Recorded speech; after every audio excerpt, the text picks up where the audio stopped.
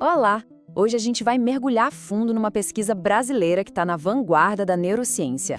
É uma história que levou décadas para chegar onde está hoje, na possibilidade de uma nova era para o tratamento de lesões na medula espinhal. A pergunta que move toda essa análise é uma das mais difíceis da biotecnologia.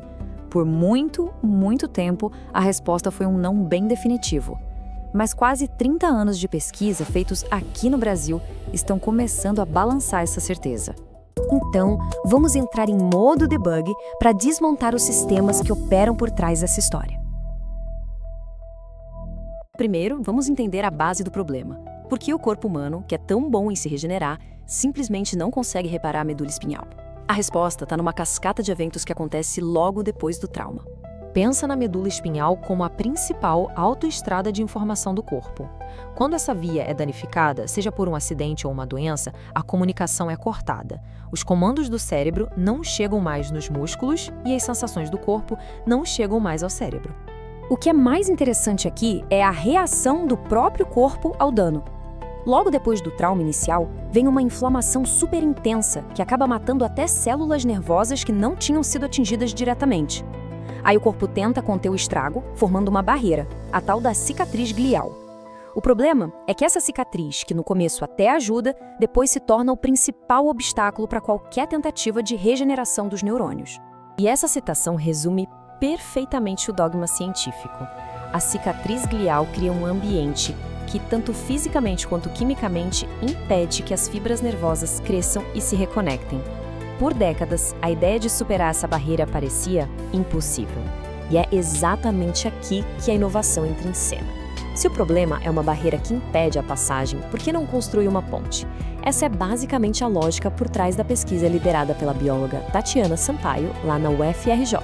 A chave para tudo isso está numa proteína chamada laminina. Sabe quando a gente está se desenvolvendo no útero? Ela é crucial para guiar o crescimento dos neurônios. O problema é que, em adultos, ela perde essa capacidade de se organizar. A grande virada, o pulo do gato científico, foi descobrir um jeito de reorganizar a laminina em laboratório. O resultado, a polilaminina, uma estrutura super estável que meio que imita as condições ideais lá do desenvolvimento embrionário.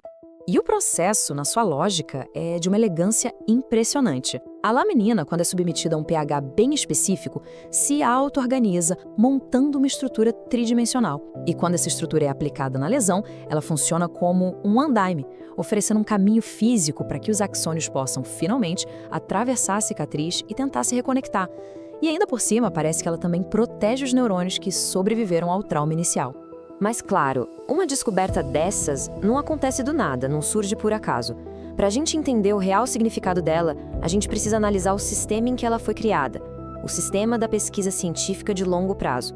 Olha, essa linha do tempo aqui deixa uma coisa muito clara. Isso não foi uma descoberta repentina. É o resultado de quase 3 décadas de trabalho persistente, de muita pesquisa básica, de refinar uma ideia, desde o laboratório até, finalmente, conseguir a autorização para os primeiros testes em seres humanos.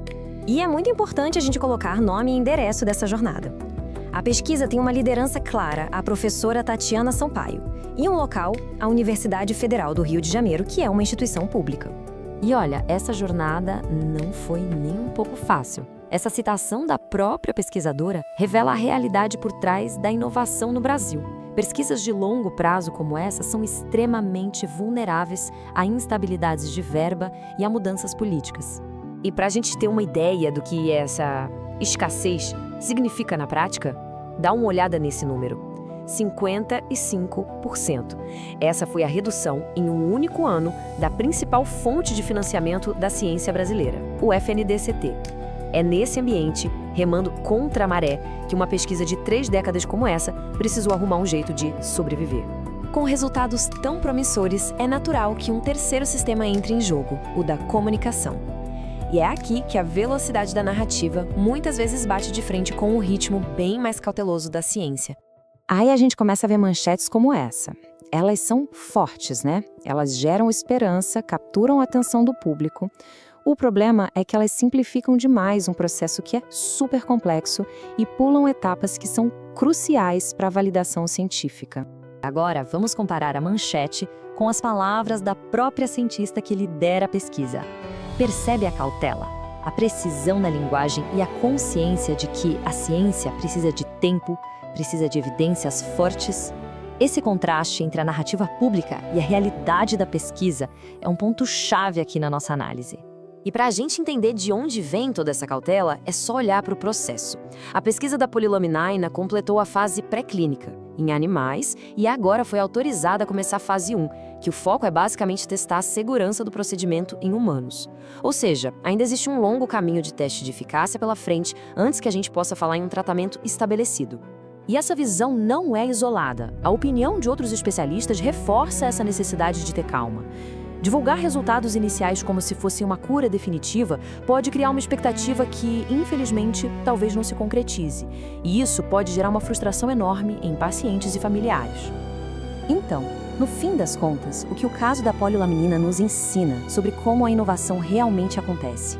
A resposta está na conexão entre os 3 sistemas que a gente analisou.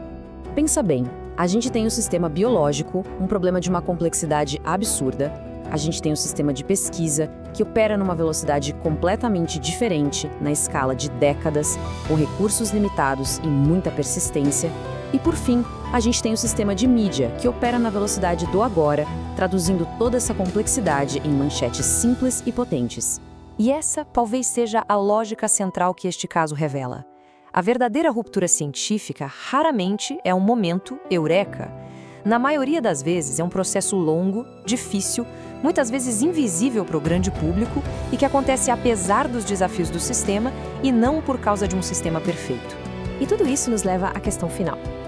Diante de uma descoberta tão promissora como essa, como a gente equilibra a esperança, que é fundamental, com o rigor e a paciência que a ciência exige? Talvez um dos maiores desafios na comunicação sobre ciência hoje seja justamente gerenciar essa tensão entre a expectativa e a evidência.